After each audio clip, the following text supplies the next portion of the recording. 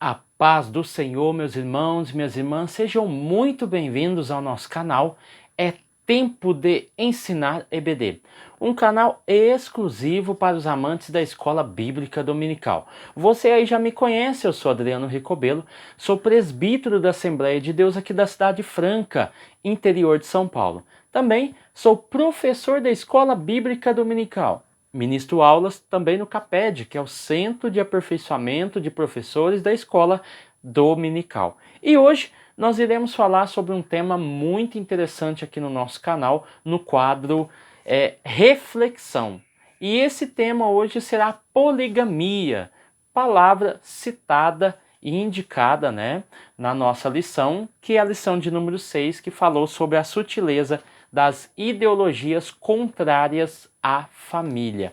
E dentro dessa questão nós vamos aprender um pouco mais sobre os motivos aos quais levaram os patriarcas a terem relações sexuais e conjugais com mais de uma mulher. Quais foram as circunstâncias? Quais foram os motivos? Deus aprovava? Não aprovava? Como é que era essa história? Então nós vamos aprender um pouco aqui.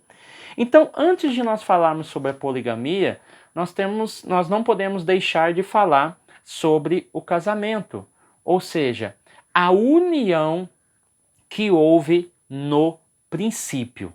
Essa união foi feita e foi dada por Deus após Deus ter criado, a partir do versículo 26, Gênesis capítulo 1, versículo 26. E nós vamos ver que Deus cria Adão. Após Deus ter criado Adão, passa-se um tempo ao qual a Bíblia mesmo vai especificar que ele deu nomes aos animais e tudo mais, e aquela coisa. A sua vida estava solitária, embora ele não conhecia a solidão, mas a sua vida estava solitária ali no Jardim do Éden. E após acontecer esse evento de Adão ter dado a todos os animais o nome, ter passado, a gente não sabe quanto tempo, a Bíblia vai dizer que Deus tem a ideia e tem o questionamento. Não é bom que o homem esteja só. Far-lhe-ei uma adjuntora que esteja diante de ti. E ele coloca o quê? Ele coloca um profundo sono em Adão e da sua costela ele tira a mulher e a forma a partir da costela de Adão. Esse é o relato bíblico, o criacionismo que nós entendemos, compreendemos e aceitamos como fé, ok? E dentro dessa questão, eu não poderia deixar de falar da bênção. A bênção no versículo 27, ela não é individual. Isso é importante ressaltar. Não é porque Adão foi criado primeiro que ele iria receber uma bênção maior ou a bênção seria sobre ele e não sobre Eva. Pelo contrário, nós vamos ver que a bênção que se segue adiante, ela não especifica o indivíduo, mas a soma dele, porque agora essas duas pessoas se tornarão uma só carne, um só projeto e uma só imagem.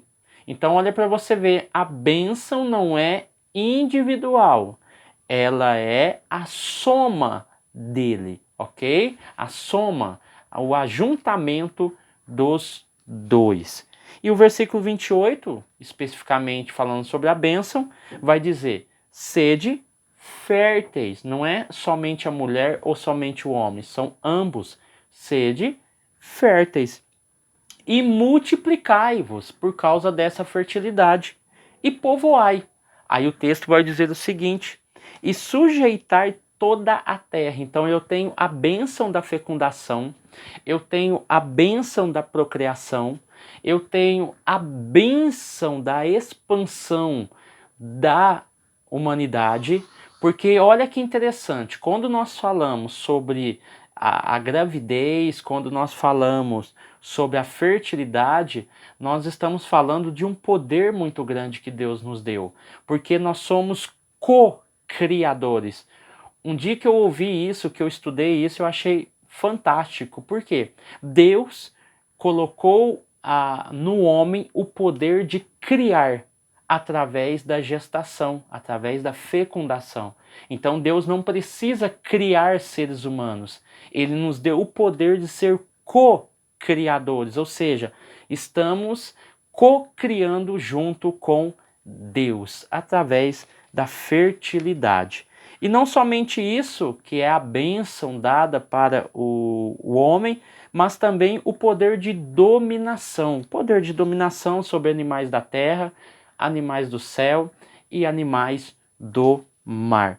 Todos eles ficarão sujeitos ao domínio do homem. Mais um poder dado aos primeiros seres viventes dessa terra. E também a alimentação, que é uma bênção. Então eu tenho a bênção da frutificação, da fertilidade, eu tenho a bênção do domínio sobre a natureza, sobre todos os tipos de animais, e eu tenho aqui também a bênção da alimentação, porque num primeiro momento Deus vai dar a esse casal que a bênção sobre eles precisa ser completa.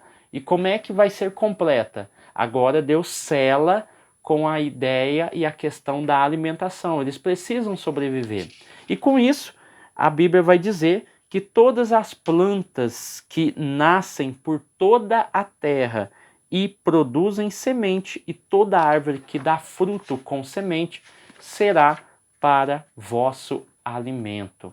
Então nós temos aí, fechando essa parte, a bênção sobre as duas pessoas, dando o poder de cocriação. Então nós somos co-criadores com Deus, tá bom?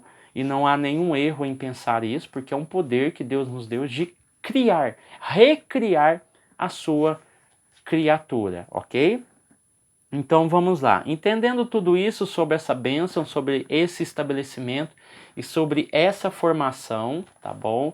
Do homem e da mulher em uma só carne, um só projeto e uma só imagem, tá bom? Então vamos lá.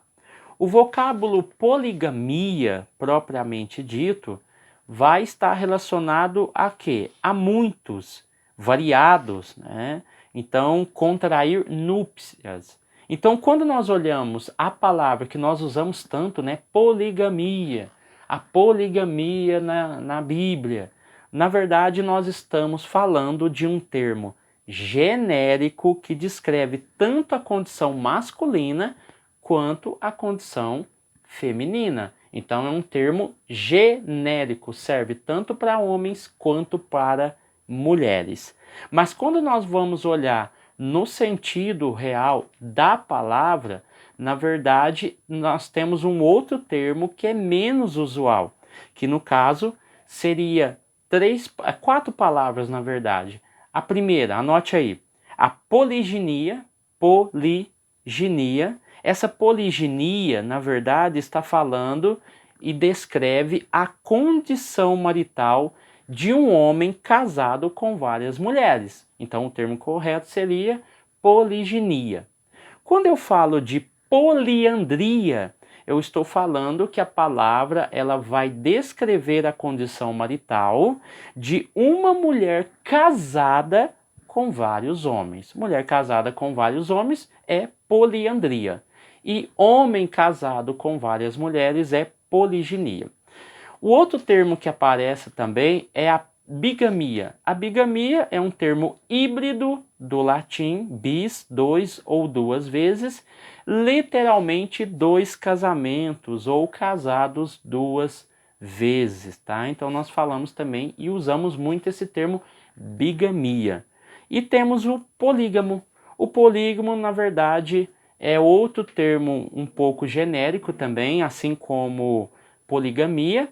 E polígamo quer dizer que tanto o homem e a mulher ambos possuem mais de um cônjuge. Então, nós falamos polígamo, ok? Então, polígamo e poligamia são termos genéricos. O que vão definir são poliginia e poliandria. Entendendo isso, vamos para a origem e a causa, né, bíblica da poliginia. Eu fiz questão de colocar Gênesis capítulo 1, versículo 26, 27 e 28, justamente para que você pudesse entender essa colocação que eu vou fazer aqui. Ó. Primeiro, na criação do primeiro casal, nós vamos ver que a mulher é apresentada com duas principais funções. Quais são essas duas principais funções que é apresentada a mulher? Que no caso não são funções separadas e independentes, mas constitutivas do ser mulher. Nós vamos ver que nós temos a ideia de ser esposa e de ser mãe. Então nós temos o quê? Funções, não são funções separadas e independentes, mas constitutivas do ser mulher. Ou seja, ser mãe e ser mulher. Ou seja, ser mãe e ser esposa. São duas funções importantíssimas nesse conceito de constitutiva da mulher. Então a mulher foi criada com esses dois parâmetros muito importantes, ok? Para ser uma esposa e para ser mãe, ok? Então, entendendo tudo isso, nós vamos ver o seguinte, que dentro desse conceito surgiu ao longo da história, depois de Adão, uma complicação. Por quê? Nesse momento, se compreende, a partir do momento em que a história vai se desenrolar, que ser esposa, ou a esposa do marido, não implica em que ela seja mãe. Não quer dizer que ela vai se tornar mãe, ok? Por quê? A maternidade pode, em muitos casos, ser negada, misteriosamente, a fim de cumprir um propósito teológico, tá? Teleológico, né? Então, quando nós olhamos para isso, essas duas funções que seriam primordiais, agora está faltando uma, que é ser o quê? Mãe.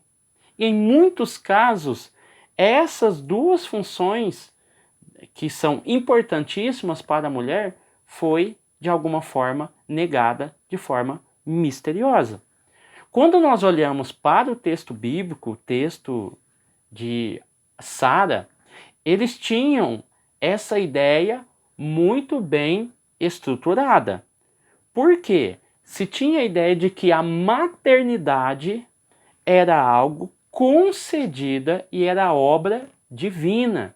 Tanto é que quando você vai olhar o texto de Gênesis, capítulo 16, versículo 2, você vai ver Sara falando a Abraão: eis que o Senhor me tem impedido de dar à luz a filhos. Você vai ver também em Gênesis capítulo 30, versículo 2, o episódio de Jacó e Raquel, ao qual Jacó fala, através do questionamento de Raquel, o seguinte: acaso estou em lugar de Deus, que o teu ventre impediu frutificar?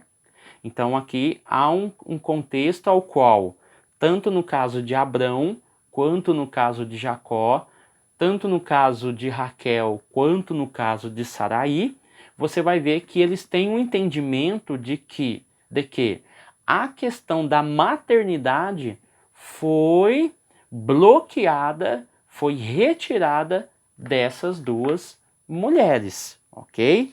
Então, entendendo essa questão, que há duas funções principais na vida da mulher, ser esposa e ser mãe, que é uma dádiva de Deus, não são as únicas, tá? Não me interprete mal, não são as únicas, são as principais, ok?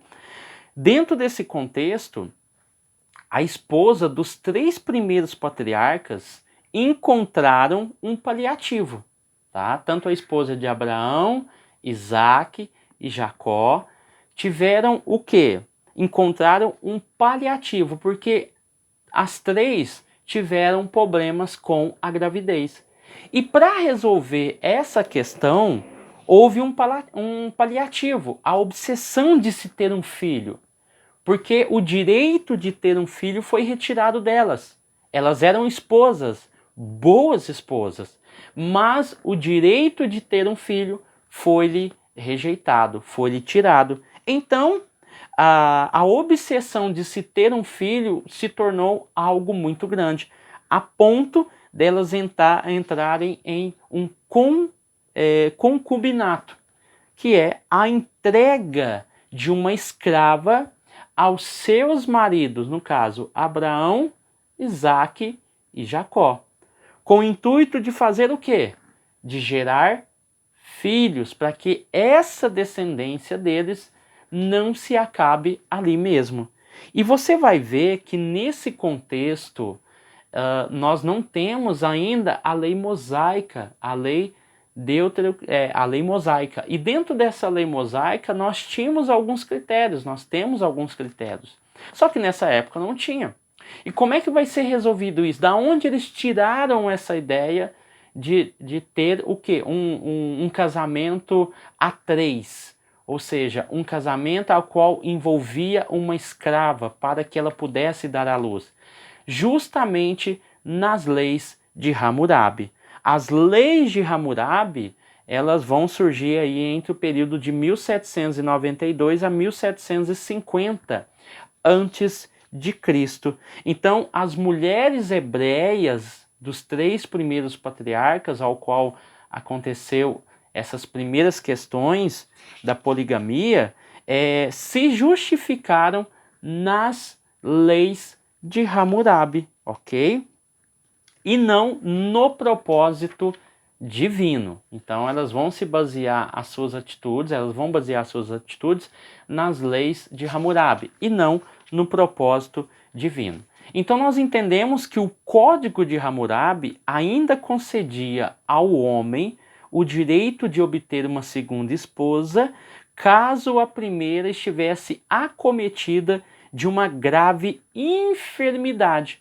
Então na verdade havia 3 condições que davam direito ao homem na antiga Mesopotâmia de ter uma concubina, que no caso seria se a sua esposa estivesse gravemente enferma, esse era o primeiro ponto. Se a sua mulher, o segundo ponto seria se a sua mulher estivesse estéril. E o terceiro ponto era no caso que se um homem casasse com uma sacerdotisa, no período da Mesopotâmia, o período mesopotâmico, essa sacerdotisa não poderia ter filhos. E com isso, essa mulher deveria conceder ao seu marido uma escrava para que ele tivesse filhos, tá bom? Mas você vai ver até nesses primórdios aí das leis mesopotâmicas que o casamento monogâmico ele era preferível, tá? Concernente à poligamia. Mas a lei, tanto é que a lei define isso, que existia apenas 3 condições ao qual o homem poderia ter mais de uma esposa, tá bom? Então você vai ver que tanto nas leis de Hammurabi e nas leis de Nuzu ou Nuzi, tá bom? Nós vamos ver que ao esposo era facultado o direito de casar-se com uma segunda esposa, caso a primeira esposa fosse estéril. Então nós vamos ver tanto nas leis de Hammurabi quanto nas leis de Nuzu ou Nuzi, tá bom? Essas leis de Nuzi, elas variam do ano 1700 a 1400 antes de Cristo, tá bom?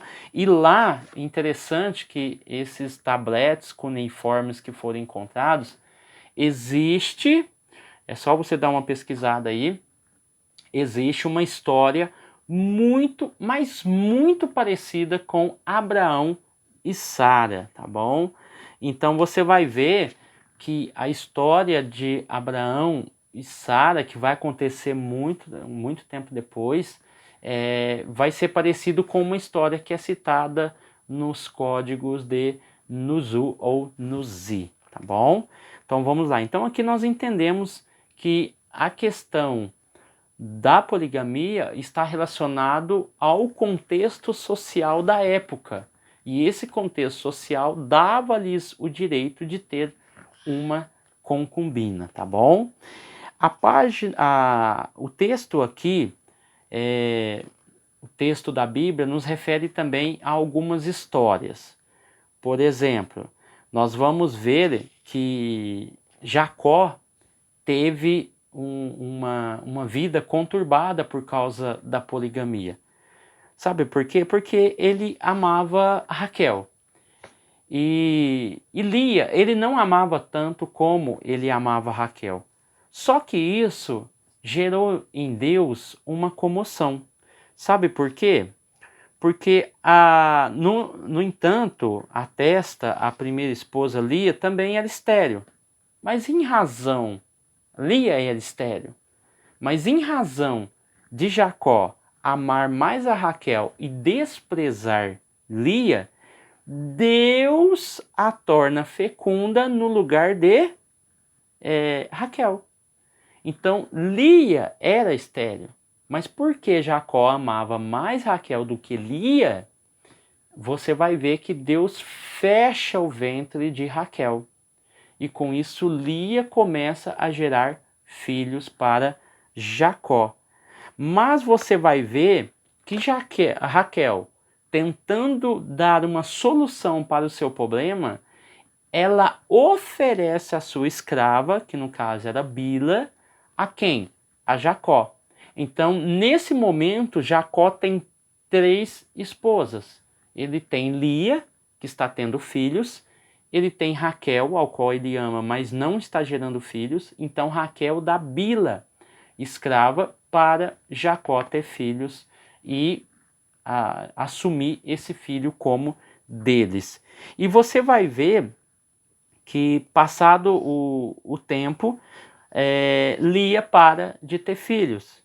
E Lia vai entregar quem? Zilpa, que é uma outra escrava agora de Lia, e ela vai entregar Zilpa para Jacó. Então Jacó está com 4 esposas, 2 escravas e 2 esposas, tá? Oficiais, vamos dizer assim. E com isso ele tem o quê? 12 filhos. Mas isso também foi causado, não foi um erro de Jacó, ou porque ele aproveitou da situação ou da lei, não. Existia uma lei muito antiga naquela época, ao qual, uma antiga cultura ao qual a filha, que impedia que a filha caçula se casasse antes da primogênita. Então, ocasionando, a partir de então, a poligamia do patriarca Jacó, que no caso Labão foi falar para ele que naquela terra não era assim que funcionava, tá bom? A caçula deveria casar antes, aliás, dentre eles encontramos uma antiga cultura que impedia que a filha caçula se casasse antes da primogênita, impedia. Tá bom? Então vamos lá. Então, por causa desse outro costume que existia na época, que nós não temos aí fontes, houve aí a poligamia dentro da casa de Jacó, tá bom? Então, para resolver essa questão, quando entra a lei mosaica com Moisés, você vai ver que ele dá uma solução para isso. Deuteronômio capítulo 21, do 15 ao 16. Aí você vai encontrar que mesmo que se um homem bígamo tiver 2 esposas, Quando um homem tiver duas mulheres, uma a quem ele ama e a outra a quem aborrece, você vai ver isso no caso de Jacó, e a amada e a aborrecida lhe derem filhos, e a outra, no caso, a quem ele ama, não der filho, você vai ver que o filho da aborrecida, que é o primogênito, mas o filho da aborrecida reconhecerá como primogênito. Ou seja, dentro desse texto está dizendo o seguinte: o homem tem duas esposas, a quem ele ama e a aborrecida. Se a mulher que ele não ama tanto lhe der filho e, consequentemente, a que ele ama der um filho depois, ele não pode pegar o filho dessa que é amada e dar o direito de primogenitura. Ele tem que dar o direito de primogenitura àquela mulher que lhe deu o primeiro filho, mesmo sendo a aborrecida, segundo a Bíblia, tá? Para evitar o favoritismo dentro da família, ok? Então, entendendo tudo isso, nós vamos aqui para possíveis problemas concernente à poligamia, que é a rivalidade entre as esposas que acontecia de maneira ferrenha. Dentro desse triângulo amoroso entre Jacó, Lia e Raquel, nós vamos ver algumas questões acontecendo. Primeiro, nós vamos ver que o desprezo, o ódio, tomava conta de Raquel. Então, esse desprezo, esse ódio causado por Raquel concernente a Lia, nós vamos ver que trazia o quê? Uma profunda aversão por uma pessoa, evitando-a a qualquer tipo de aproximação com a mesma. Ou seja, duas irmãs que se envolveram em um casamento por causa de um costume antigo, e por causa desse costume antigo houve um problema muito grande familiar a ponto das duas não se encontrarem, não se aproximarem, porque havia um ódio, um desprezo por Lia, porque ela concedia filhos, tá? E foi acrescido também do ciúme, a ponto de Raquel exclamar que houve uma grande luta. Gênesis capítulo 30, versículo 8, ou seja, havia uma competição entre ambas. Então aqui é um caso muito bem elaborado, muito bem citado pela Bíblia, ao qual mostra que o casamento o casamento que é polígamo, né, que no caso aqui ligado à poligamia, é algo que não dá certo. A rivalidade entre os filhos, isso nós vamos ver no caso de Isaac e Ismael, já com Abraão e Sara, e você vai ver que quando Abraão ele vai desmamar, no caso Isaac, você vai ver que Ismael, que era o filho mais velho, o filho da escrava, ele fez o quê? Ele zombou, ele desprezou, ele escarneceu.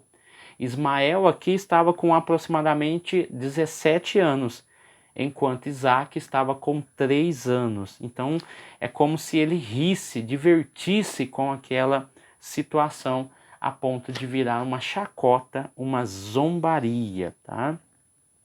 Você vai ver que diferente da lei de Deuteronômio, que nós lemos aqui, Deuteronômio 21, os tabletes de Nuzi que nós citamos, ou Nuzu, o filho da esposa assumia o direito à herança e à primogenitura em lugar do filho da escrava, mesmo que este tivesse nascido primeiro. Então, o próprio tablete de Nuzi também assume essa posição, que o filho da esposa assumia o direito à herança e à primogenitura no lugar do filho da escrava, mesmo que esse tivesse nascido primeiro, tá bom? A preferência do marido, isso nós vamos ver também no caso de Eucana, tá bom? 1 Samuel. E nós vamos ver que no caso de Eucana, havia uma preferência. Ele tinha Eucana, Ana e Penina. Ana não tinha filhos, Penina tinha. E por mais que Penina dava filhos a Eucana, Eucana amava muito a Ana. E isso foi usado como referência para mostrar que há uma preferência. Não tem como amar as duas ou os dois de forma completa, de forma íntegra. Mas há uma distinção, há um favoritismo em ambos os casos, tá bom? Então vamos lá. Enquanto muitos veem a poligamia como um dado natural na sociedade hebraica e dos idos bíblicos, nós constatamos hoje que em muitos casos havia uma coerção social, porque eram leis mesopotâmicas muito fortes, tá? Porque assim os homens se decidissem nessa prática, ou seja, a lei influenciava esses homens da época a viverem não uma vida monogâmica como no princípio, mas como eles estavam ainda baseados nas leis mesopotâmicas, eles assumiam a lei e dentro da lei não estavam errados ou equivocados. Então o indivíduo era levado ao talante das circunstâncias e não propriamente pela vontade divina. Amém? Então aqui nós terminamos a nossa reflexão, tá? Falando sobre a poligamia, e nós entendemos aqui muito claro, de forma bem sucinta, que os casos de poligamia que existem no Velho Testamento foram influências de uma sociedade ao qual já estabelecia e já estavam estabelecidos pelos códigos de Hammurabi, pelas leis de Nuzu que existiam na época, que era uma localidade, uma cidade ao qual foram encontrados esses tabletes cuneiformes, e nós vamos ver que está mais atrelado ao contexto cultural do que no âmbito espiritual, entendendo que isso foi padronizado depois, o casamento monogâmico, né, o casamento heterossexual, e nós vamos ver que os padrões começam a ser formados com a lei mosaica, ok? Então, esse é o vídeo dessa semana, que Deus venha abençoar você, a sua casa e a sua família. Fique com Deus e até o próximo vídeo, em nome de Jesus.